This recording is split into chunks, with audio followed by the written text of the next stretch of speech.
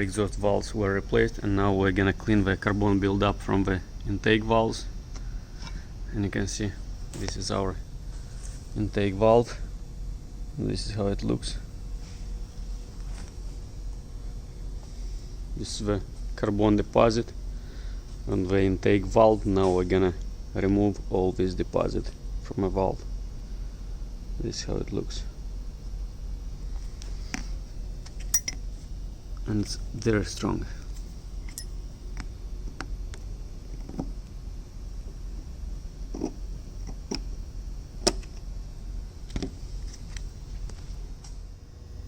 This is how our intake valves looks after cleaning. This is also after, and this is how they look before cleaning. I just finished 2 cylinders. I have 4 more valves. Just look at this build-up. Look there.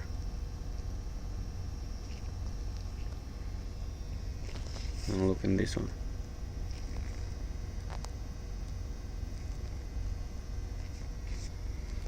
And this is the clean one.